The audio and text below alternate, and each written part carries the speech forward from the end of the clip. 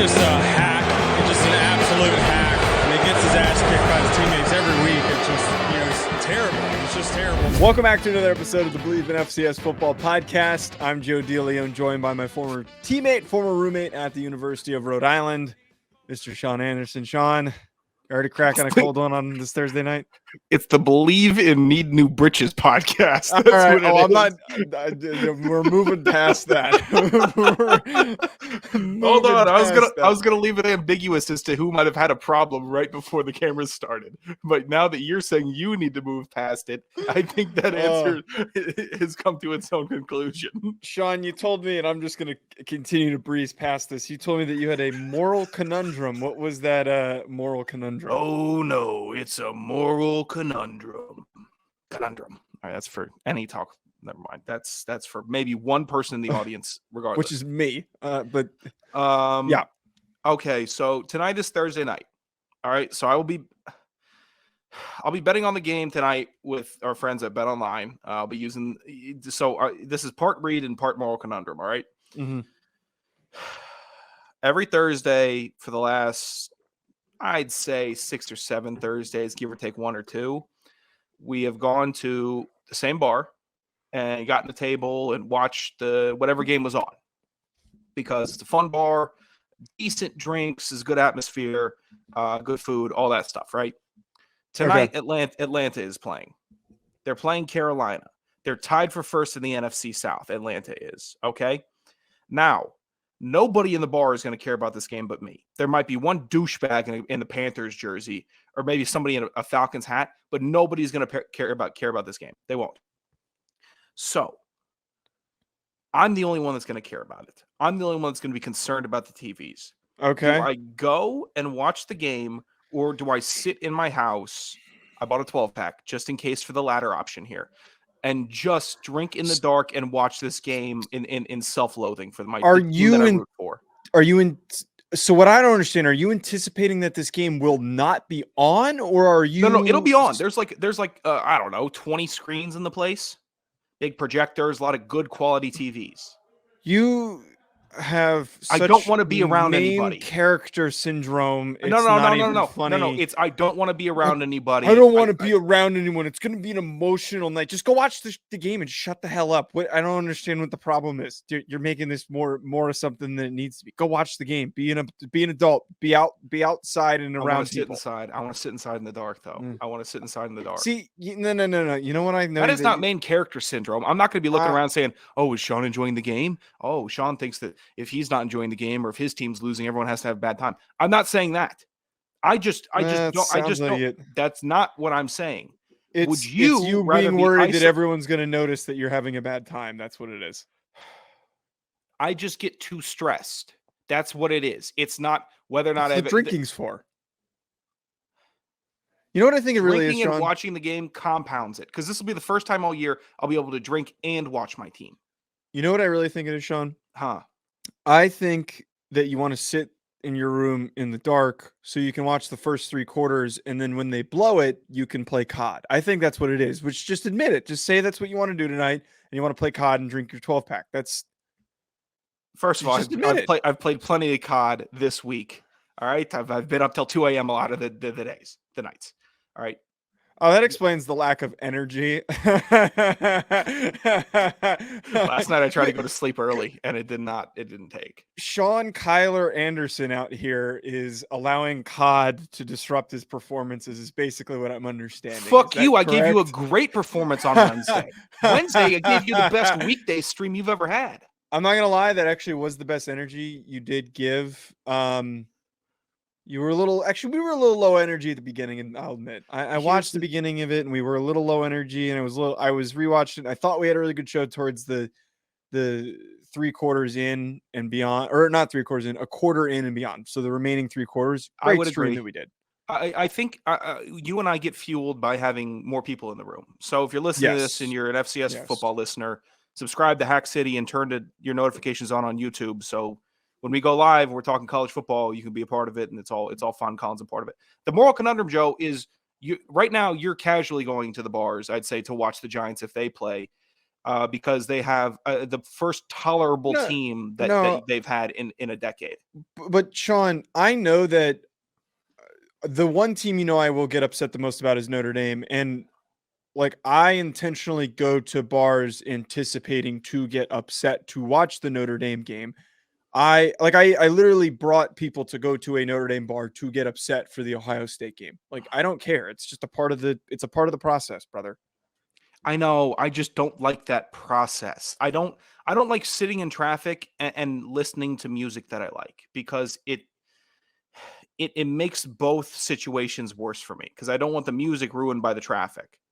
And You need to find a Falcons bar. I think you need to find an Atlanta sports bar, and I'm willing to bet that there is one out there. There's totally an Atlanta sports bar in DC. Don't tell me that there's not. I don't want to go to an Atlanta Falcons sports bar or an Atlanta sports bar. Okay. Okay. It's just a moral conundrum. Okay. I didn't even need you to take my side. I just needed you to take some I guess a weirdly anti-hostile opposition. You basically said I needed you to listen to my problems and not try to provide a solution. You sound like a girl. No, your solution was go. And I just challenged that with me getting frustrated easily at a bad team is all. So Sean, for this game, I didn't know this. The Falcons have one of the worst passing defenses in the NFL. So I took very bad. AJ Terrell's hurt. It's a bad passing defense. Casey Hayward's hurt. Yeah. Parlayed PJ Walker and DJ Moore. Walker over on passing yards. I think it was like 180. And then DJ Moore over on receiving yards. I think I took like 70 or something like that. So, okay. It's not a terrible bet because the Falcons pass defense stinks, but they're playing in rather awful weather tonight. Very windy conditions, like almost what the Bills and Patriots were playing in last year. So I'm not in love with that. If anything, I would take the rushing overs for every running back and maybe the under also. And if you want to find these lines, and if you're listening to this, if you have some type of insider knowledge like I do, head to betonline.ag and join to receive your 50% welcome bonus with your first deposit. Make sure to use promo code BLEAV, BLEAV, to receive your rewards. Your rewards. I should be able to do that better. Bet online, where the game starts. All right. Thank you. All right, let's talk about these games. So we've got 3 games we're going to talk about.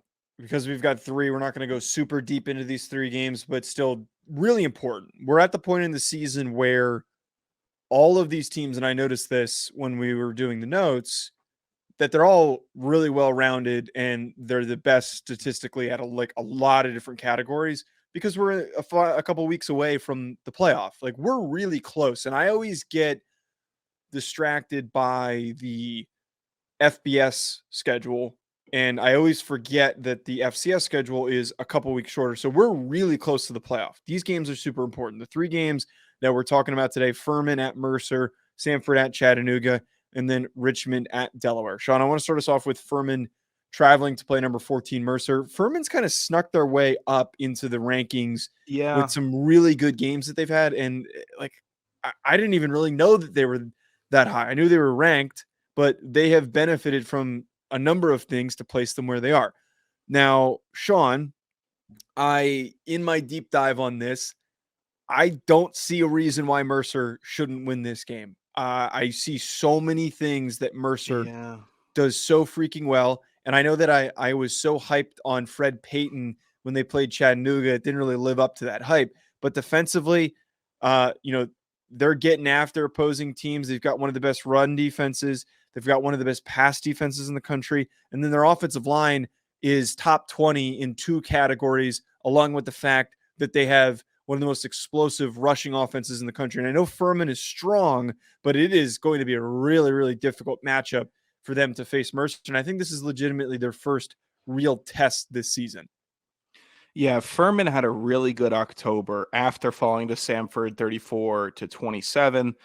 They beat the Citadel by 11 points. They beat Western Carolina by 7 points. High scoring matchup, put up 47, their highest total of the year. Oh, second highest total of the year. Pardon me. They beat North Greenville 52-0 on September 1st. They stomped out VMI 41-3, and then they beat Chattanooga of all teams, 24-20 on the 29th of October. So they had a really good October. They're a team that has been rolling. They've kind of been defiant to being overlooked, is what I'd say, because it hasn't been the year where we're talking about Furman that much. It's been the year where we've actually been talking about Mercer a little more. We've been talking about Chattanooga way more. But Furman has defied that and said, hey, fat boy, we're going to be in the race. That's what we're going to be. Now, right now, their projections, first round, they're going to be playing Richmond, and then they're going to have to face off against Sac State. That's just how it sits right now. Mhm. That's a tough draw, but right now they're in the contention. They're in the contention. And then Mercer, a little bit of an easier draw here, playing Davidson and then Samford. So Furman's definitely looking to get a better matchup in playoffs chase in that first round. It's gonna be tough unless Samford falls. Then they're gonna have, how do you jump into that next bye week category? So basically, this game comes down to better seeding, a better matchup where you don't have to play one of the best CAA teams and then arguably the best team in the country in the playoffs. Yeah, and again, my main takeaway with this with Furman is I think that they just they're kind. It feels like that they're kind of riding some of the recent success to get where they are, and I don't see. And we know what Furman is. They're an option team. They're very heavily reliant on their run game. They're one of the worst teams in the country in terms of yards per completion. I don't really have any faith that they can keep up with Mercer. Like, that's just a realistic outlook. But as we all know, they still find a way to force teams to play down to their level. So you can't necessarily completely take them out of it. But I think like Fred Payton and company with Mercer, they've just been so freaking good offensively. It's hard not to heavily lean Mercer, especially when this game is at Mercer.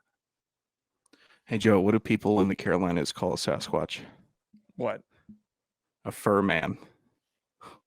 Hey-o. Come on for your boy. A little bit of love. Where's the love? Where's a little bit of love for the kid? I hate doing the show with you. Come on. A little bit of love for the kid. Just a little. I need a little bit of love for the kid. That just, like we were talking about how when we do the live streams and we get so much energy when people join the chat, that just took so much air out of me. And like, I don't even know if I want to finish the show after you just said that. Like, I want to tap out. Can we take like a $5 break? This is why we need mid show ads.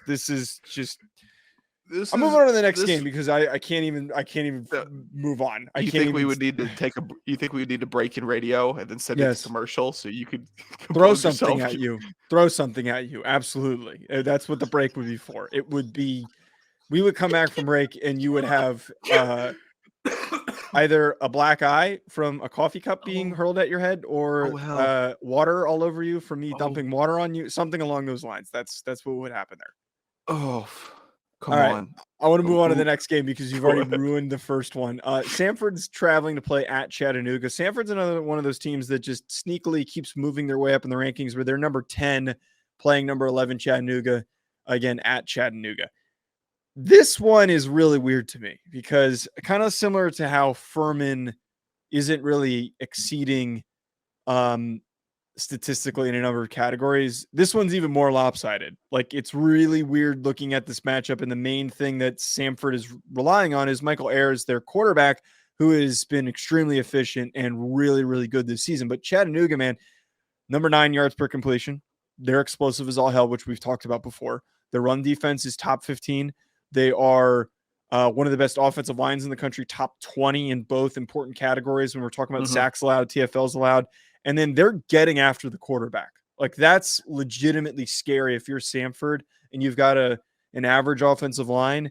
Michael Ayers needs to be worried with Jay Person coming after him. And, oh my God, I'm blanking on the Devonta Maxwell on their defensive line. They've got some dudes. Like, this is a really well-rounded Chattanooga team, and that loss that they suffered that you mentioned earlier was so unexpected. But I think as they get back more on track and alleviate those injuries that they were dealing with, like, this is a total prove-it game for Chattanooga playing Samford. Dude, the Southern Conference is kind of popping off right now. Yeah. I mean, really all knotted up. And, I mean, Samford's on a 7-game winning streak. That's how you take control of a conference. They just don't. Oh, wow. I mean, they lost to Georgia, and then they decided, screw everybody else. We're just going to win every game, and then maybe win out for the rest of the year. Like, oh, it's impressive. It just is. And they lost to Georgia week 2, but I mean, they beat everybody. They beat everybody, but literally Chattanooga and Mercer. So if you're in the Southern Conference, you're sitting here saying, hey, if we're going to shake it up, we have to do it now.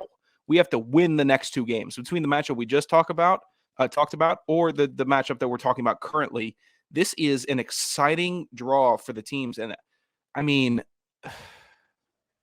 I never envy practice and college football players that have to practice right now, have to wake up, you go to practice in the cold, get your cleats wet because it rained the night before, and your socks are wet, and you fall down, and now you're cold and you're freezing, and it's not fun. But there are some inspired football players going to practice these next 2 weeks in the Southern Conference for these 4 teams. So we're going to see some really good football because Samford's not playing around, and Chattanooga sure as hell is not playing around. This is a very, very fun game that we're going to get to see here. Yeah, the big storyline that you hit on here, and everyone who obviously is acknowledging this that we're talking about on today's show, we're talking about a lot of Southern Conference teams, and in most years, it's like one team. It's maybe 2. It's maybe 2. Maybe 2. And right now, what we've got going on with these, oh god damn it, I swear to God, I type into Google, I want to pull up the standings so I can look at them. And it gives me the basketball standings for the Southern Conference. This Google stinks. But I can tell you a search engine it's better than a lot of them. But to the point that we're bringing up here, we don't typically have 4 teams fighting for a conference championship in the Southern Conference. Like, it's usually just Samford or just Chattanooga or just Furman. And, you got a couple other teams that are vying for competitiveness in the conference. But this year, it's 3 5-1 teams and a 6-0 Samford, which is crazy to think. And then overall, you have 3 teams that are 7-2 and 1 8-1 Samford team. I wouldn't be shocked if all these teams didn't make the playoff. Like, they're probably all going to wait. I would be shocked if they all didn't. So I said it right. They all should, yeah. They all should make the playoff. I don't foresee any reasoning why they should not. They are all qualified. They're all competitive. I love the way that all these teams are fighting right now, and they're doing it in a fun way. Like, we're kind of used to the Citadel grind it out, the Furman grind it out, the ETSU grind it out, but instead we're back to those days where Samford's airing teams out, where Chattanooga and Mercer are rising and airing teams out, and Chattanooga and Mercer are 2 of the most well-rounded teams in the country with how effectively they're running the ball, they're passing the ball. Both have really good offensive lines. It's just great football. It's great football. And the funny thing too is that, like, I feel like the 2 best teams in the conference aren't even the ones that are going to win the conference with Chattanooga and Mercer. It's quite possible that doesn't happen. Yeah, the analyst has all 4 currently in the bracket. And I mean, realistically, unless one of these teams if everyone splits, congratulations. Now we're chilling and we're doing well, and then we're gonna go through and everyone's gonna be in the conference. And they're all quality teams. None of these teams are slouches. I know we're kind of we try not to be super biased towards CAA, Big Sky, Missouri Valley, but at the same time, a lot of dudes come out of there, and a lot of really, really talented teams come out of there. But this Southern Conference right now has a lot of really good talent and a lot of really good teams. So it's I don't think it's all too bad that we're talking about them.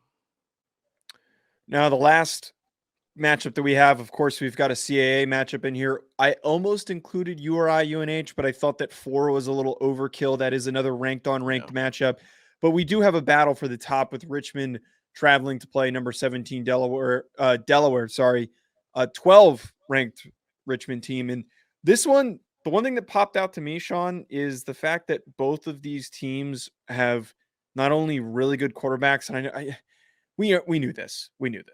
They're both just so dominant throwing the football, and it is difficult to truly predict who wins in this matchup.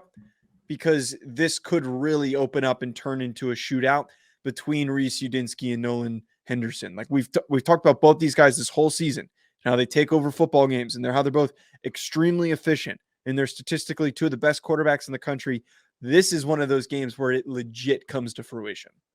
Yeah, Nolan Henderson, it's weird because they're both so good.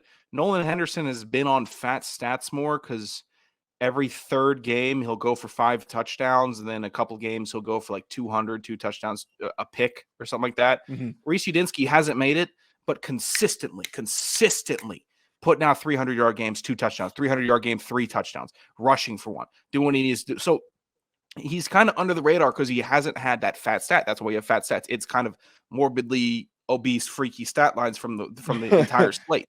Whereas, but that does not detract from the quality of football that he is playing and what the Richmond Spiders are playing. I cannot believe 1, 2, 3, 4, 5, 6. 1 loss. Rhode Island's sitting at 6. Unbelievable. Hate the CAA. Regardless, that's not the game we're talking about. It's not the game we're talking about. Who do we root for here, Joe? Richmond's 5-1 in conference. Delaware's 4-2. Let Delaware take the slide. Yeah, Richmond, Rhode Island go 5-2. Go Spiders.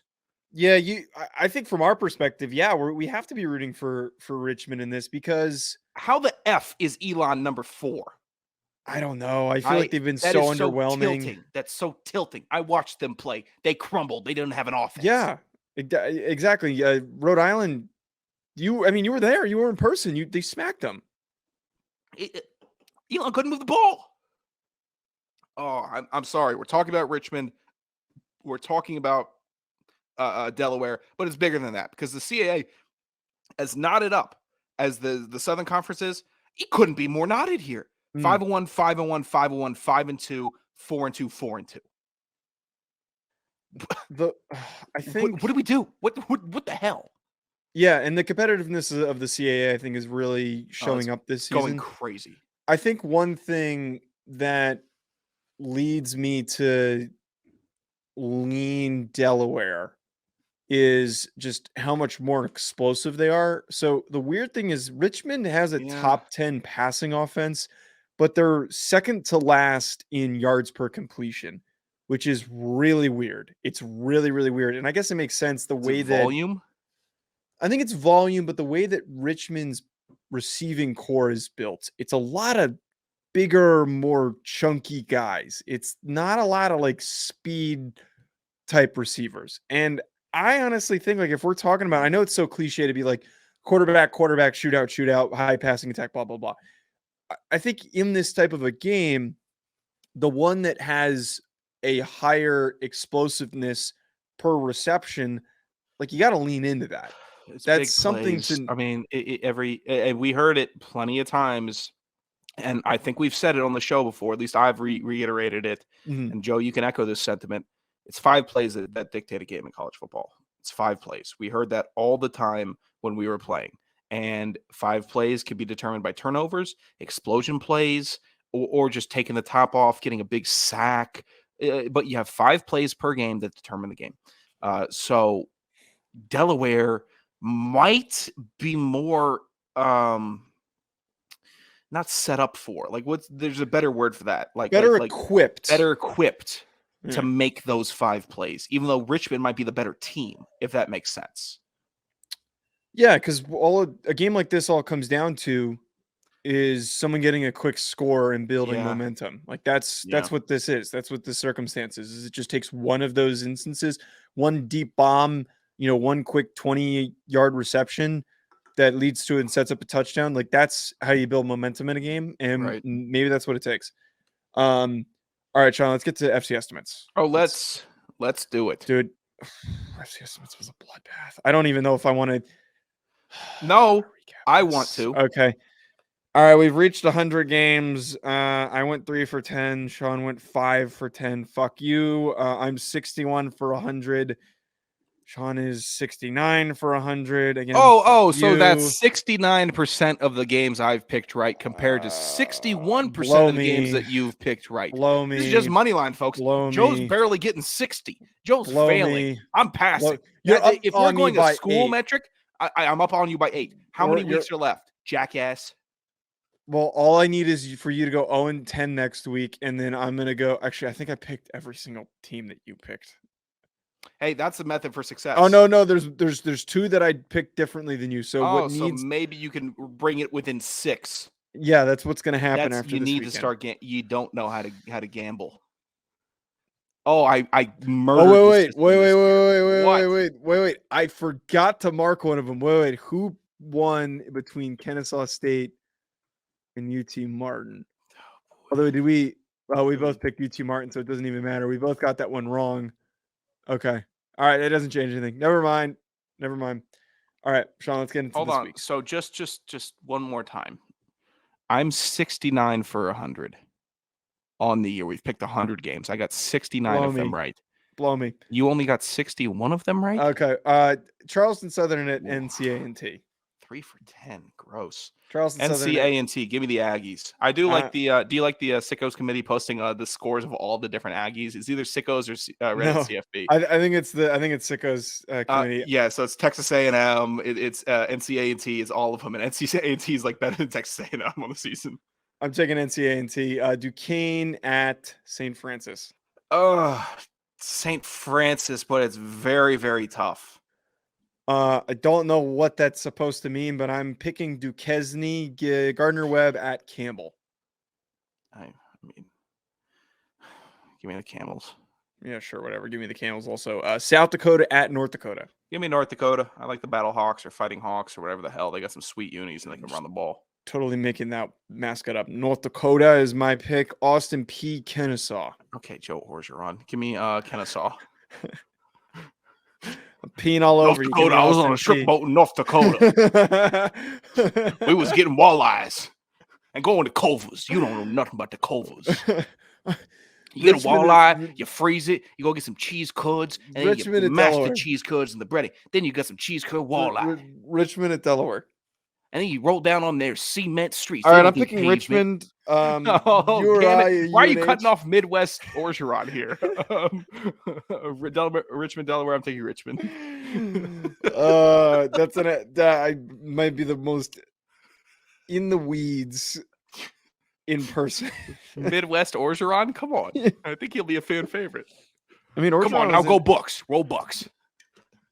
Orgeron was. Give me some Miller Lite. Orgeron was in. I can't picture him in Los Angeles when he was the coach at USC. That's nuts to me. I know. Well, there's the story of go down to Dan's Donuts. Go watch the Randy's Donuts, maybe. Randy's Donuts, yeah. Go watch his Dan Patrick interview where he's talking about Adrian Peterson and him trying to get him to go to USC. It's one of the best like guest spots that I've ever seen. And the story that he's telling is how much he loved Adrian Peterson, how badly he wanted him. And apparently, so Adrian Peterson's dad was in jail. So what he tried to do to get him to go to USC was to transfer his dad to an LA County prison so that he could see him. It's one of the best interviews if anyone hasn't heard it. Uri at UNH. Uri. You gonna read the whole thing you wrote out? Nope.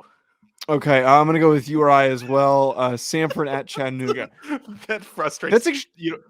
That's a pretty good margin. The thing that you wrote down, that's actually probably by a pretty wide margin, is it not? No, a very thin margin. If anything, it'd be really thick. You would think so. I think now you're giving a little too much context as to what I wrote, but I think the listeners enjoy. It means really. I think that would be really thick. I think that would be really thick. Why would it be thin? It's unclear so that I didn't make the rules on this term. All right, Samford at Chattanooga. People are gonna be pissed. Chattanooga. I'm also going with Chattanooga. Furman at Mercer. Give me Mercer. I'm going Mercer as well, and then Ewu at Montana. Montana. I'm picking Montana too. All right, Sean is going to go get really upset in public, and then fall asleep drunk in his bed. I can't wait to pay $12 for an 8% IPA that's actually 12%. So then after 2 drinks, I feel like a cement truck hit me. Get a pitcher. That's what I do. They don't do pitchers. No, that place stinks. This place stinks. Don't ever bring me there. My pitcher place closed down. Why? Did you close it down? I was there on the last 3 nights that it was operating. It reopened in DC. Jamie Williams knows Whitlow's. Whitlow's is in DC now. Okay. All right. Well, I was going to say something, but I completely forgot.